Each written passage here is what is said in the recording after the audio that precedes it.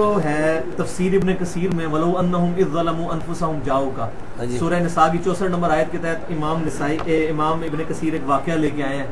وہ قبر پر ایک شخص تھا، اس نے روایت کی، آپ نے اس کی تخریج میں لکھا ہے کہ بے اصل ہے۔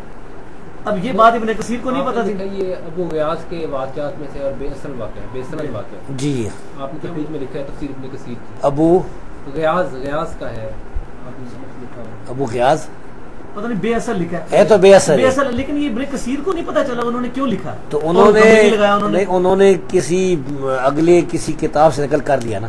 بے اصل کا مطلب ہے کہ سند متصل کے ساتھ تو ہتھیار بنا ہوا ہے ان کے نہیں، سند متصل کے ساتھ تو یہ واقعہ ہے نہیں نا۔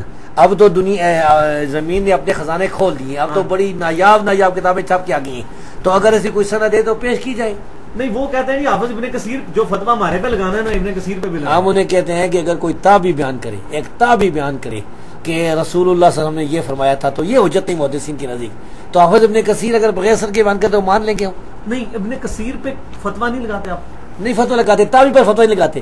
تو اس بات کو سمجھے نا، اصول یہ ہے کہ اگر ایک تابعی بیان کرے، عبداللہ البہی جو ہے نا، اس نے نبی کریم صلی اللہ علیہ وسلم کے بارے میں ایک حدیث بیان کی جس میں یہ کہا کہ آپ کی وفات کے بعد جو ہے نا، یعنی کچھ حصہ کان کا خراب ہو گیا تھا۔ یہ اس کا مفہوم ہے اس روایت کا۔ یہ بہت خطرناک روایت ہے۔ یہ جب وکیع نے بیان کی تھی، امام وکیع نے مدینہ میں، تو ابن ابی رواد نے کہا تھا پکڑو اس کو اور قتل کرو اس کو۔ وکیع جو ہے امام وکیع بھاگ کے مکے میں چھپے رہے۔ یہ واقعہ سارا ہماری اسماء جان میں لکھا ہوا ہے۔ تو یہ عبداللہ البہی نے شیطان سے سنا ہوگا، ٹھیک ہے، سکہ صدوق تابعی ہے اس نے، لیکن کسی صحابی سے سنتا تو یہ بات بیان کرتا نا۔